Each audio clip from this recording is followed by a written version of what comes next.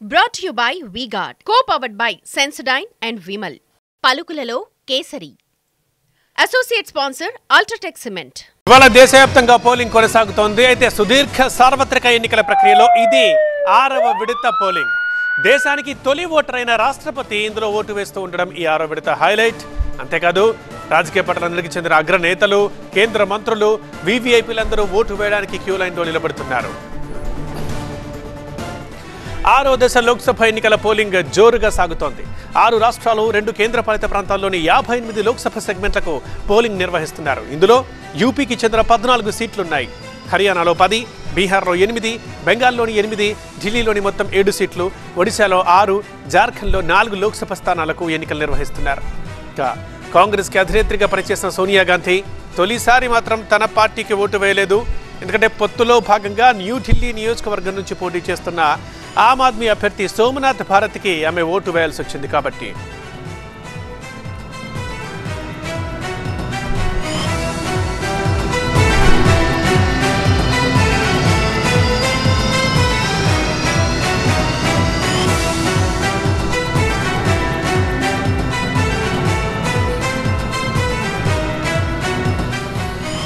దేశవ్యాప్తంగా 6వ విడత పోలింగ్ సాగుతోంది. ఇవాళ ప్రధానంగా 6 రాష్ట్రాలు, 2 కేంద్రపాలిత ప్రాంతాల్లో మొత్తం 58 లోక్సభ సెగ్మెంట్లకు పోలింగ్ నిర్వహిస్తున్నారు. అయితే ఇందులో ప్రముఖులు ఉండడం ఈసారి పోలింగ్ దశ ప్రత్యేకత.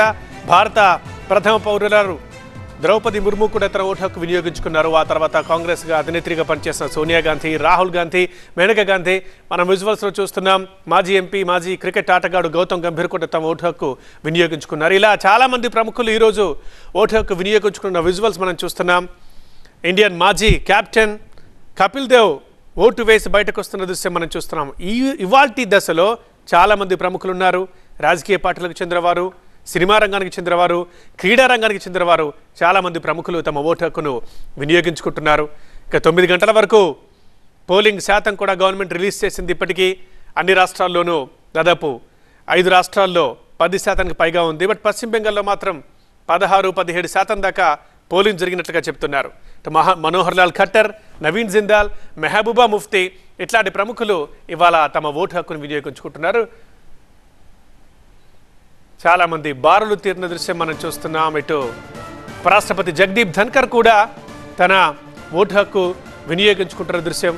రాష్ట్రపతి భవన్లోనే ఓటింగ్ ఏర్పాటు చేశారు.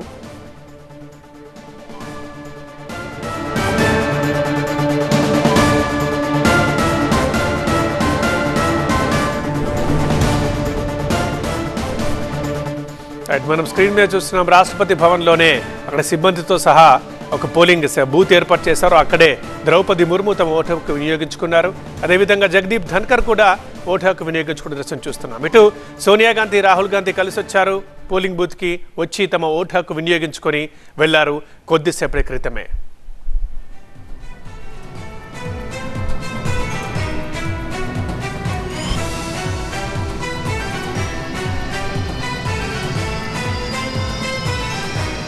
Brought to you by V-Guard, co-powered by Sensodyne and Vimal.